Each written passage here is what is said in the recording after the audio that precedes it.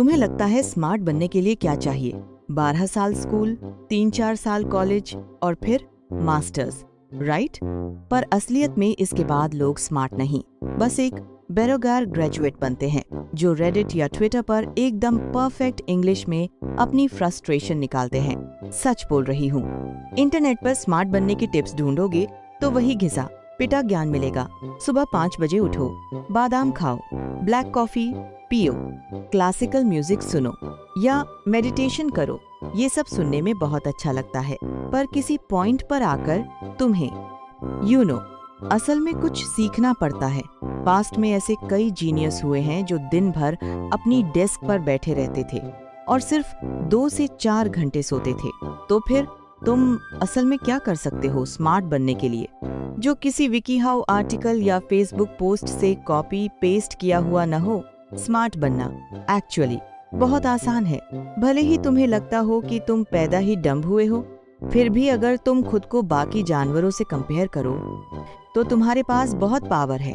जब हम कहते हैं कि हमें स्मार्ट बनना है तो उसके कई मतलब होते हैं। हम यूजफुल स्किल्स सीखना चाहते हैं, खासकर वो स्किल्स जिनसे पैसे बने। हम प्रॉब्लम सॉल्विंग में अच्छे होना चाहते हैं ताकि और पैसे बने। हम मुश्किल सब्जेक्ट्स सीखना चाहते हैं, अच्छे ग्रेड्स लाना चाहते हैं ताकि लाइफ सेट हो। और हाँ, दूसरों के सामने थोड़ा फ्लेक्स भी कर सकें।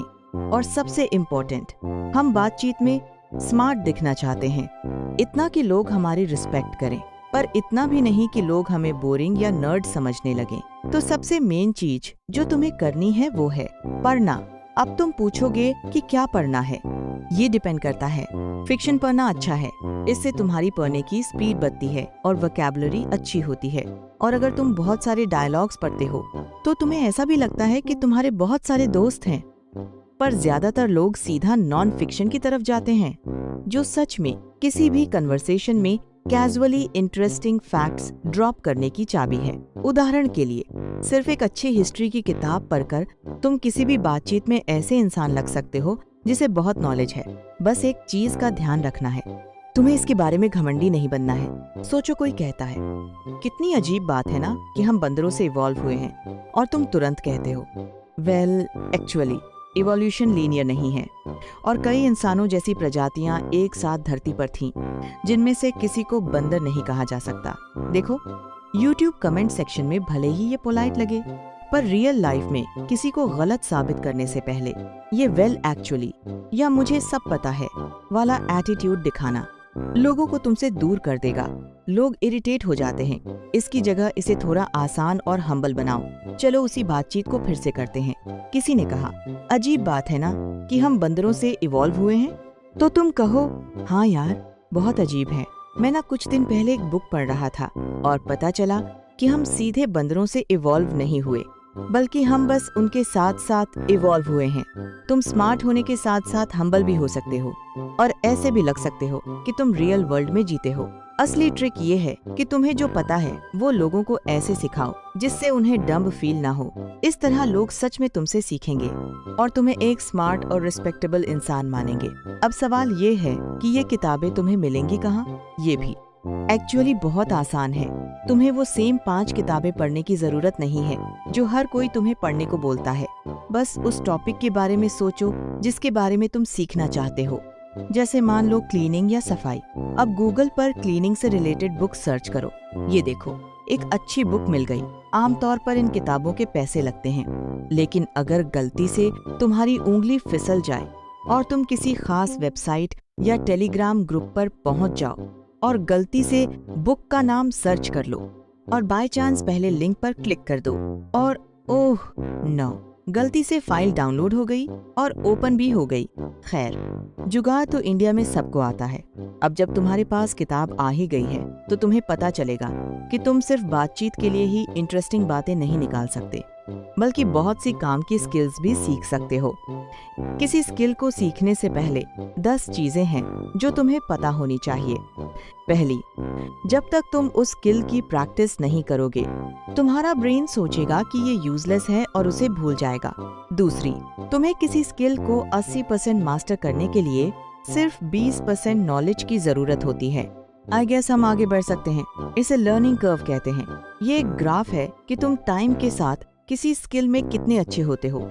जैसा कि तुम देख सकते हो, सिर्फ थोड़ी सी प्रैक्टिस करके तुम शुरुआत में बहुत प्रोग्रेस कर सकते हो, पर तुम्हें प्रैक्टिस करनी होगी।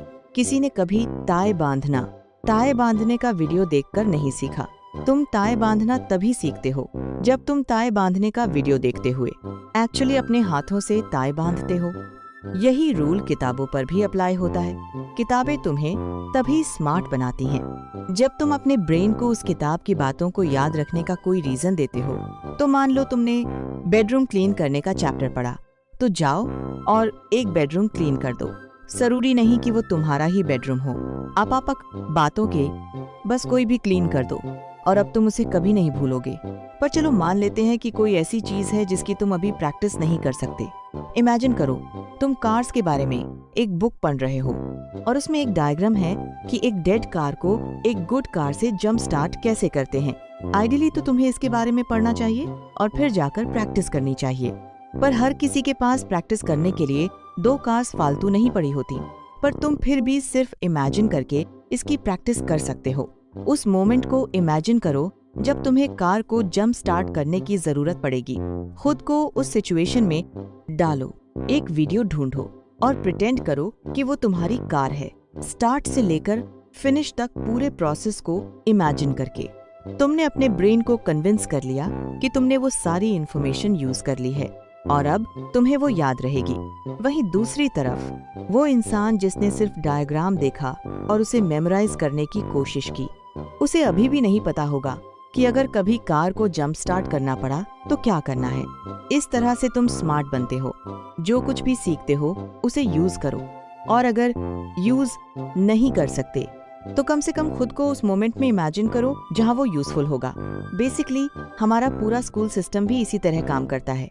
तुम कोई इन्फॉर्मेशन सीखते हो और क्योंकि तुम्हें असल में उसे यूज करने में 15 साल लग जाएंगे, इसलिए तुम्हारे टीचर्स एक इमेजिनरी सिचुएशन क्रिएट करते हैं जहां वो इन्फॉर्मेशन यूजफुल हो।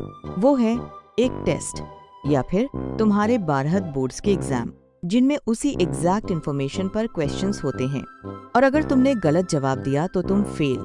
ये डर यूजुअली तुम्हारे ब्रेन को कम से कम इन्फॉर्मेशन याद रखने की अटेम्प्ट करने के लिए काफी होता है।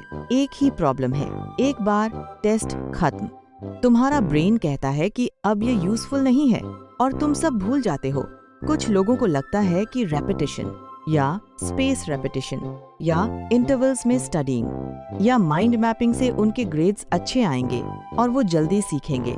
पर रियलिटी में प्रैक्टिस क्वेश्चन सॉल्व करने से तुम्हें सबसे ज्यादा रिजल्ट्स मिलेंगे, क्योंकि वो उस एक्चुअल सिचुएशन को सिमुलेट करते हैं जिसमें तुम्हें अपनी सीखी हुई चीजें यूज करनी होंगी। अगर तुम्हारे पास कोई प्रैक्टिस क्वेश्चंस नहीं हैं, तो अपने खुद के बनाओ और खुद को कन्विंस करो कि स्टेक्स बहुत हाई हैं।